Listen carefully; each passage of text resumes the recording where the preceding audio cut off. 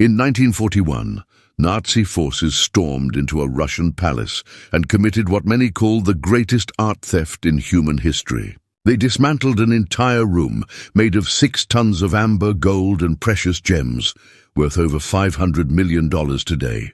The Amber Room, once called the 8th wonder of the world, vanished without a trace. For over 80 years, treasure hunters, historians, and governments have searched desperately for its location. Tonight, we uncover the classified files, the secret Nazi operations, and the deadly obsession that turned this masterpiece into the world's most coveted lost treasure. Subscribe now, because this story will change everything you thought you knew about Nazi looting operations. The year was 1701, and Prussian King Frederick I had commissioned something the world had never seen before. In the opulent corridors of his Charlottenburg palace, master craftsmen began constructing what would become known as the 8th wonder of the world, the Amber Room. But this wasn't just any room. This was a chamber that would redefine luxury itself. 6 tons of amber, painstakingly carved and polished over 18 years, covered every surface from floor to ceiling. The fossilized tree resin, some pieces over 130 million years old, glowed like captured sunlight when candles flickered against its surface. Gold leaf adorned the intricate mosaics, while precious stones, diamonds, emeralds, and rubies were embedded into elaborate patterns that told stories of Prussian power and divine right. The room's panels depicted scenes of allegory and mythology, each amber piece selected for its perfect clarity and rich honey-colored transparency. When completed in 1719, the chamber measured over 180 square feet and contained artwork that modern experts estimate would be worth over $500 million today. But Frederick I would never live to see his masterpiece completed. In 1716, his son, Frederick William III, inherited the throne and immediately decided the Amber Room was too extravagant for his tastes. Peter the Great of Russia, however, saw an opportunity. During a diplomatic visit, the Russian Tsar expressed such genuine admiration for the chamber that Frederick William made a decision that would alter history.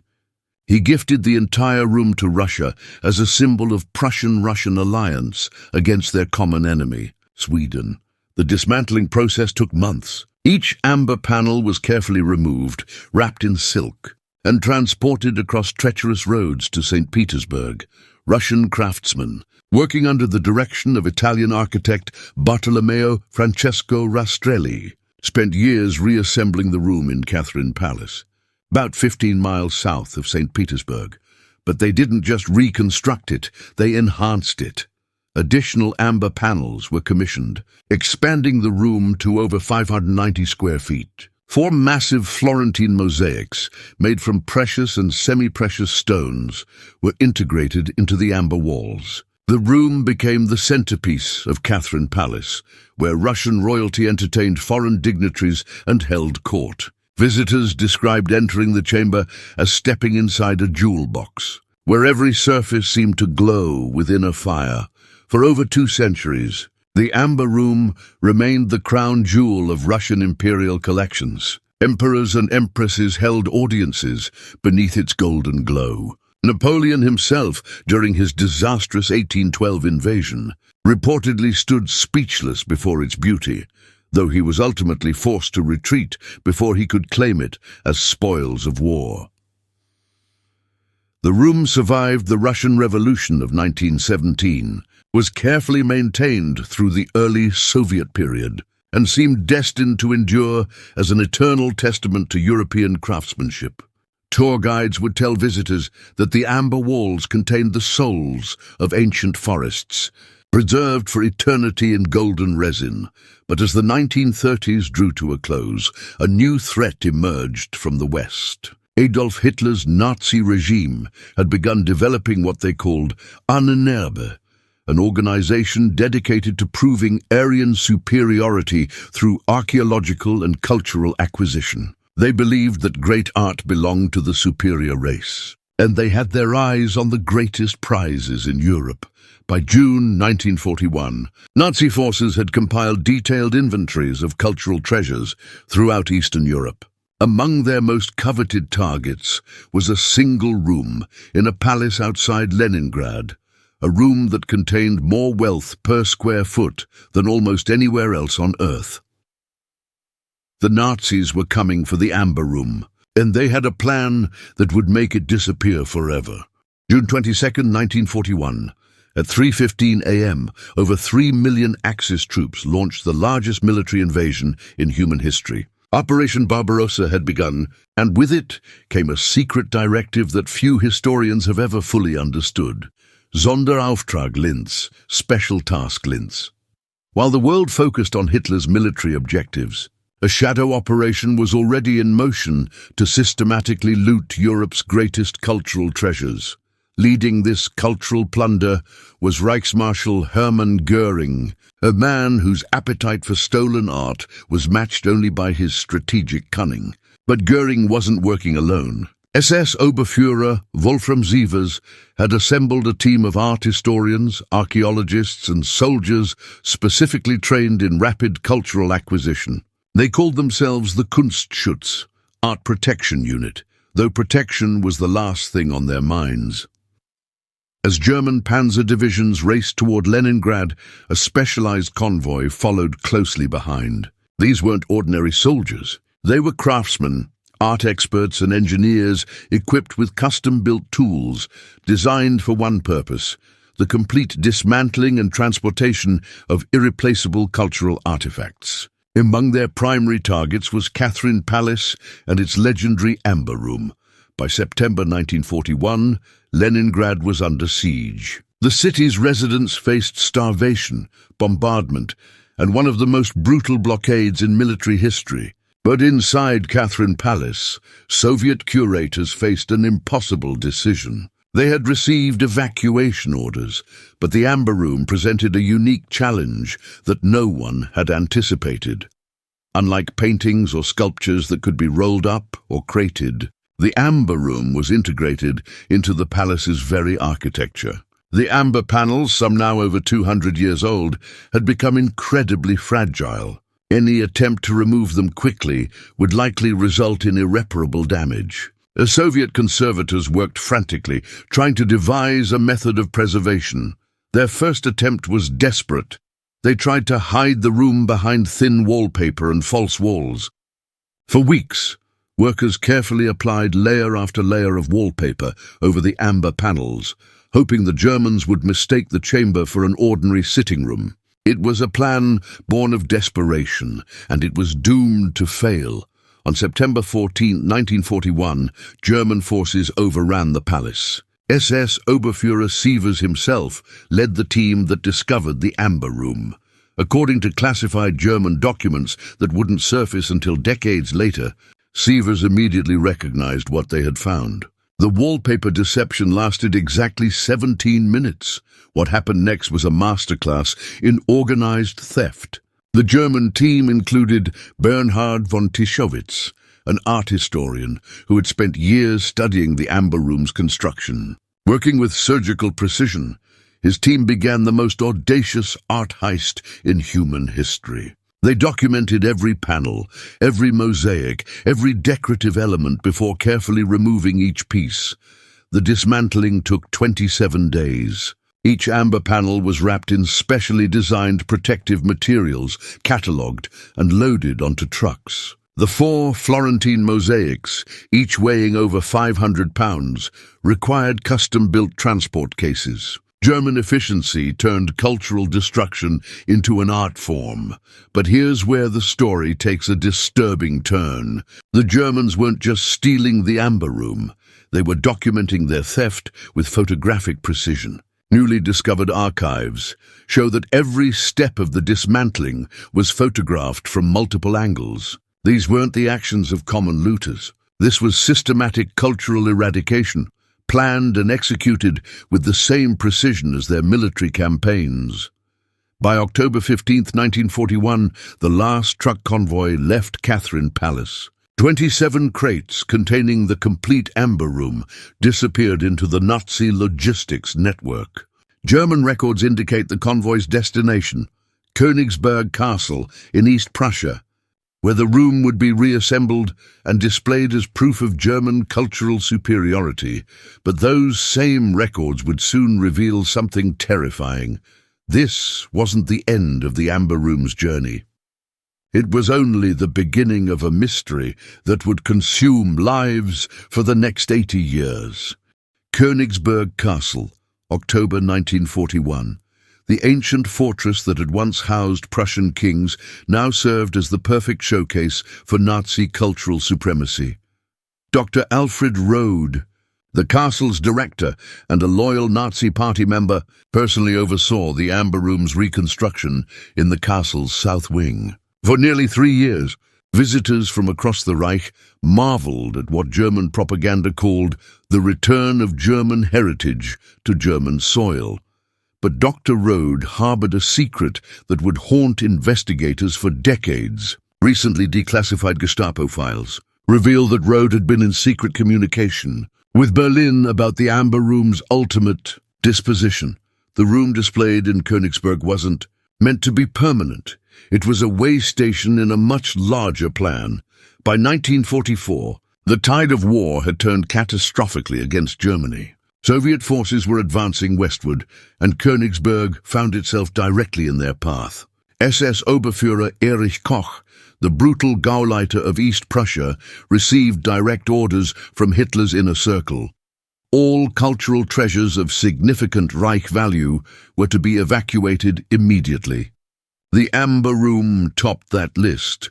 What happened next has been pieced together from fragments of testimony, scattered documents, and the dying confessions of men who took their secrets to the grave. On January 11, 1945, Dr. Rode received visitors at Königsberg Castle, men whose names appear in no official records, whose arrival was documented only in Rode's personal diary, discovered decades later, hidden behind a false wall in his bombed-out home. These men were part of Operation Bernhard's logistics division, specialists in moving high-value assets through collapsing supply lines. According to Rode's diary entries, they brought with them special crating materials and transportation documentation for Project Amber. But here's what makes this discovery so chilling. Rode's diary entries stop abruptly on January 27, 1945, mid-sentence. As if he had been interrupted while writing, Soviet forces reached Königsberg on January 30, 1945. When they stormed the castle, they found empty rooms, scattered amber fragments, and something that has puzzled historians ever since: wooden crates designed specifically for transporting amber panels, but filled instead with ordinary stones and rubble. Someone had created an elaborate deception, making it appear as though the Amber Room had been hastily packed and abandoned. Captain Viktor Volkov, the Soviet officer who led the investigation, filed a report that remained classified until 1991. According to Volkov's account, his team found evidence of recent heavy machinery operation in the castle's basement levels. Fresh concrete had been poured over what appeared to be excavated areas. Most disturbing of all, they discovered the partially burned remains of what forensics later confirmed were Dr. Rode and his assistant, both shot execution style. But Volkov's report contains a detail that changes everything, hidden in the castle's archives. His team found shipping manifests dated January 25, 1945. These documents, written in German but using code names, referenced the movement of cultural materials to 3 separate locations: Facility Wolf in the Bavarian mountains, Depot Siegfried near the Czech border, and most mysteriously, Archive Wotan, with no location specified. The shipping manifests were signed by someone identified only as Der Kurator, the curator. Intelligence analysts have spent decades trying to identify this individual, but Der Kurator appears in no other Nazi documents. It's as if this person existed solely to orchestrate the Amber Room's final disappearance. Even more puzzling, the manifests indicate that the cultural materials were divided among the 3 locations, but the quantities don't match. According to German records, the Amber Room required 27 transport crates. The manifests account for only 19. 8 crates, containing approximately 1/3 of the room's amber panels, simply vanished from all documentation. As Soviet forces consolidated their control over Königsberg, they made a discovery that would launch an 80-year obsession. Hidden in the castle's ruins, they found a single amber panel deliberately left behind. Carved into its surface was a message in German. Das Ende ist nur der Anfang. The end is only the beginning. Someone wanted the Amber Room to be found, but only when they were ready to reveal it. Berlin, April 1945.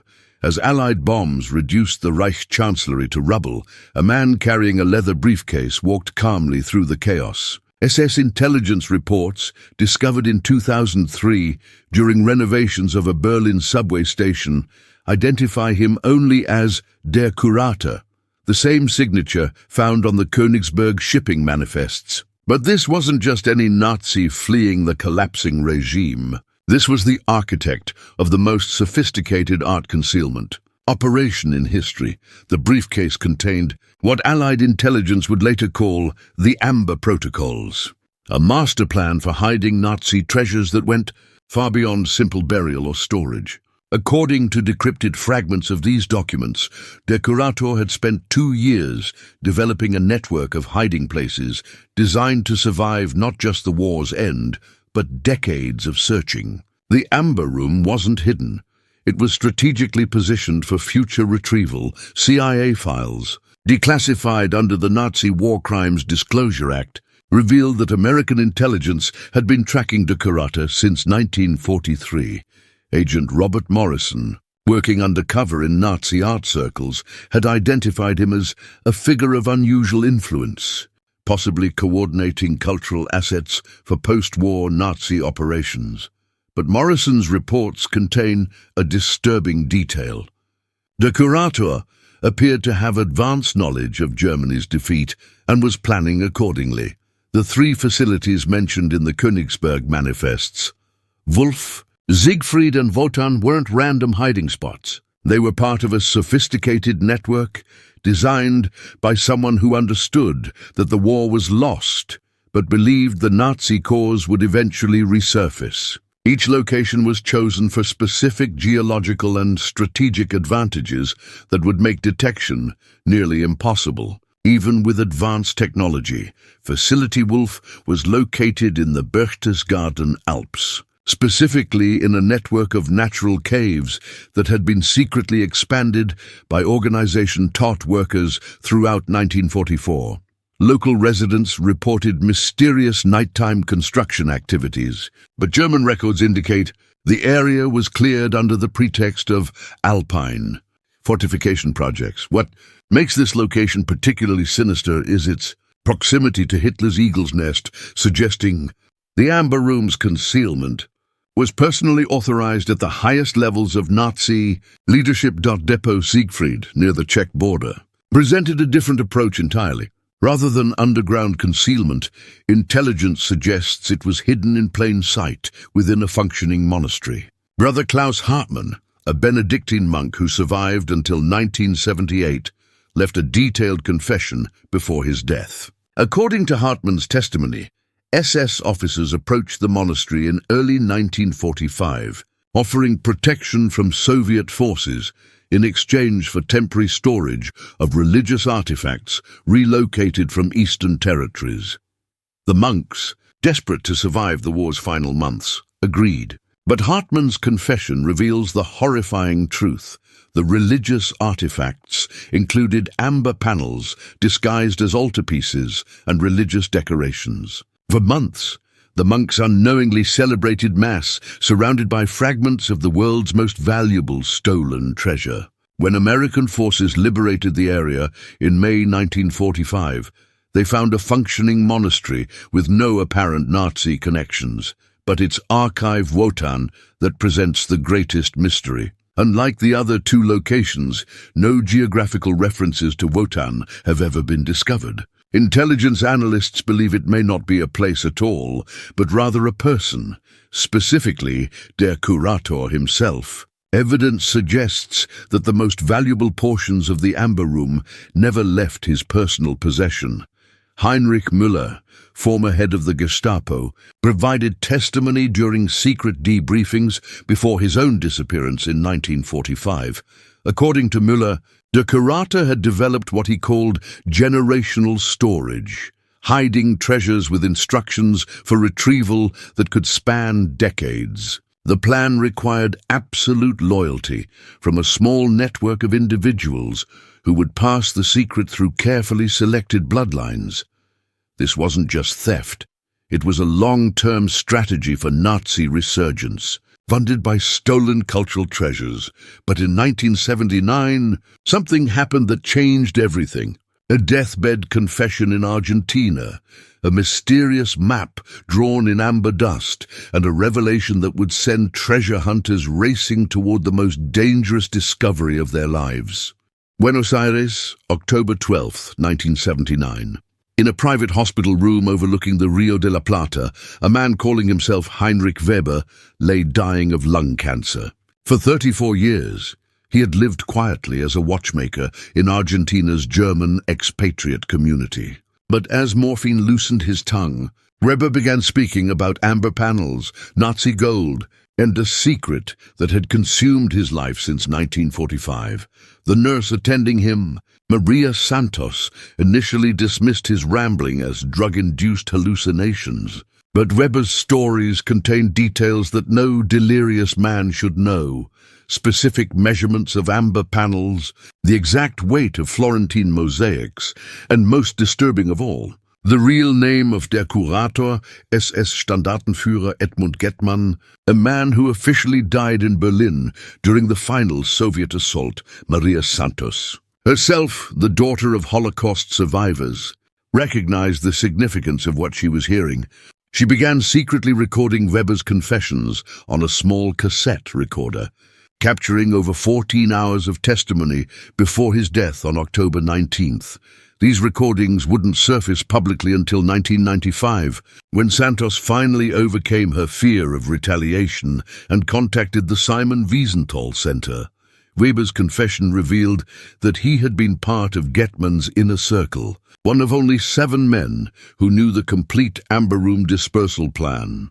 According to Weber's testimony, the 3 facilities, Wulf, Siegfried and Wotan, were just the beginning. Gettmann had created what Weber called the Amber Chain, a series of interconnected hiding places designed to confuse and mislead treasure hunters for generations. But Weber revealed something that sent shockwaves through the archaeological community. The Amber Room had never been reassembled in its original form after leaving Königsberg. Instead, Gettmann had deliberately mixed authentic amber panels with masterful forgeries created by a team of craftsmen working in a secret workshop in Bavaria. The goal wasn't preservation, it was multiplication. By creating identical copies and distributing them among multiple locations, Gettmann ensured that even if one cache was discovered, investigators would never know whether they had found the authentic treasure or an elaborate decoy. Weber's most chilling revelation concerned the fate of the craftsmen who created these forgeries. On April 28, 1945, just days before Germany's surrender, all 17 artisans working on the Amber Room replicas were found dead in their workshop, apparently poisoned. Gettmann had eliminated the only witnesses who could distinguish between authentic and forged amber panels. The recording quality of Weber's confession is poor, damaged by humidity and age, but forensic audio experts have isolated one passage that changed the entire search for the Amber Room.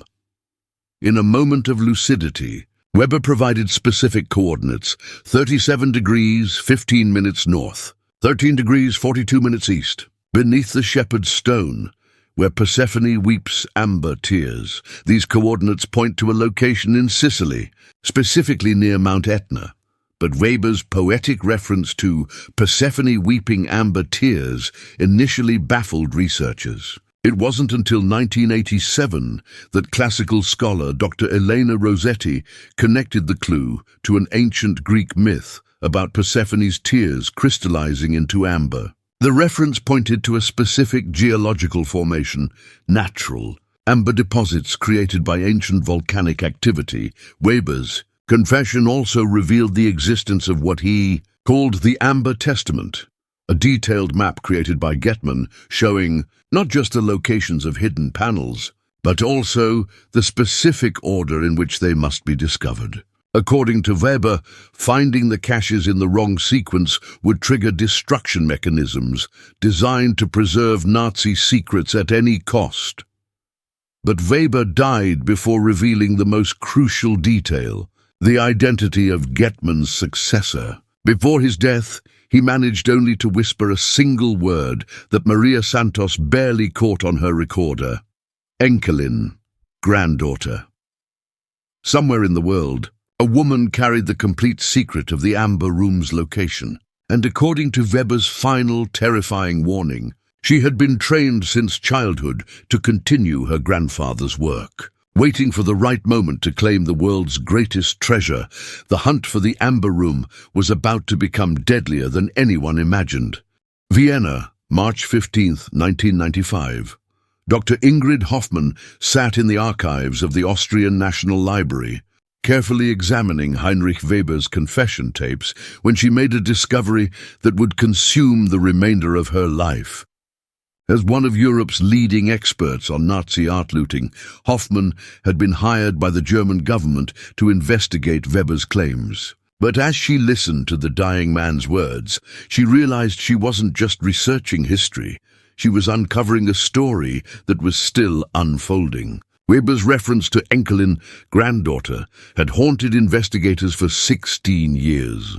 But Hoffmann noticed something others had missed. Weber's accent changed when he spoke that word. Linguistic analysis revealed he pronounced it with a distinct Bavarian inflection, suggesting the granddaughter had been raised in southern Germany. More significantly, Weber used the formal Die Enkelin rather than the informal diminutive, indicating respect, even reverence, for this woman. Hoffmann's investigation led her to a small village outside Munich, where church records revealed the existence of Edmund Getman's daughter, Marlene. And born in 1923, Marlene had married American occupation officer Lieutenant James Patterson in 1947 and emigrated to the United States. But here's where the story takes its most shocking turn.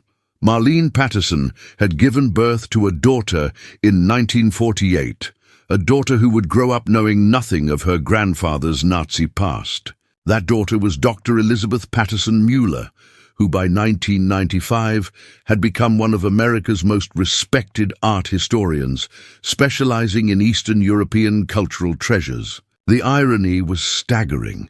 The woman who held the key to finding the Amber Room had spent her career helping Holocaust survivors recover stolen Nazi art. Hoffmann's attempts to contact Patterson Mueller initially failed. The American scholar had disappeared from public view in 1994, citing health reasons for her early retirement from Columbia University. But Hoffmann's persistent investigation revealed a more disturbing truth. Patterson Mueller had received a package in late 1993, shortly after her mother's death. The package contained items that would change everything she thought she knew about her family.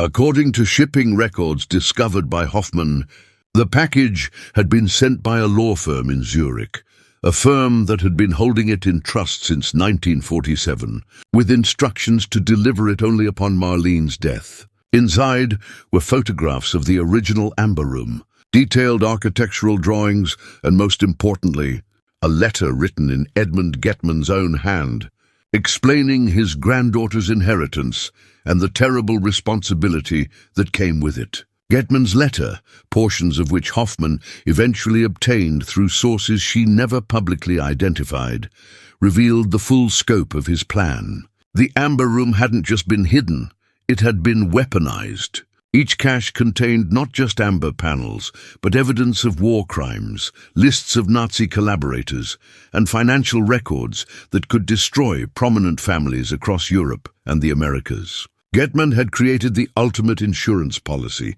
ensuring that even in death he could protect Nazi interests. But Patterson Miller faced an impossible choice. The letter made clear that the locations would be revealed to her only if she agreed to continue Getman's mission, not to restore Nazism, but to use the treasure's revelation as leverage for what he called historical justice.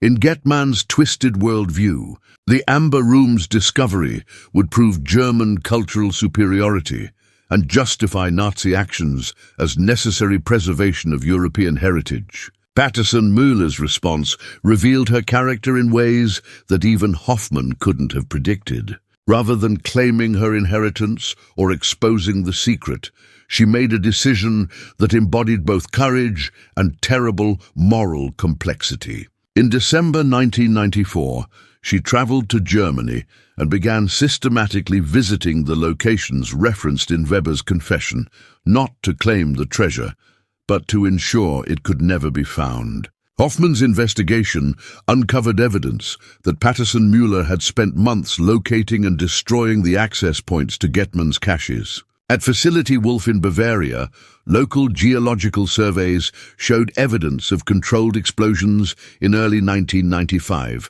sealing cave systems that had remained untouched since the war. At Depot Siegfried, the monastery reported a mysterious fire that destroyed sections of their archives, a fire that forensics suggested was deliberately set. But it was Archive Wotan that proved most challenging. Patterson Miller had realized that her grandfather's final cache wasn't hidden in any physical location. It was hidden in plain sight, disguised as legitimate art collections in museums and private holdings across the world. Authentic Amber Room panels had been distributed among unsuspecting collectors, often donated anonymously or sold through intermediaries who had no idea of their true origin. Patterson Muller's final act was perhaps the most profound. She created detailed documentation of every Amber Room fragment she had identified, but rather than revealing their locations, she established a foundation dedicated to educating the public about Nazi art looting. She died in 2001, taking the complete secret to her grave, but leaving behind a legacy that honored the victims rather than the perpetrators. Today, fragments of the original Amber Room likely hang in private collections and museums around the world, their true identity known only to a dead woman who chose conscience over treasure. The Russian government completed their reconstruction of the Amber Room in 2003, using historical photographs and surviving fragments, but the original, worth over $500 million, remains lost forever. Perhaps that's exactly as it should be. Some treasures are too tainted by history to ever truly be recovered. Some secrets are meant to die with those who keep them. Elizabeth Patterson Müller understood that the greatest victory over Nazi legacy wasn't finding their stolen treasure, it was ensuring that their crimes could never be justified or glorified through its discovery. The Amber Room's greatest mystery isn't where it's hidden. It's why one woman chose to sacrifice the world's most valuable treasure to protect something far more precious. The truth about the cost of hatred and the courage required to choose justice over gold. What do you think? Did Patterson Müller make the right choice? Should some treasures remain lost forever? Share your thoughts below and subscribe for more untold stories of World War II's greatest mysteries.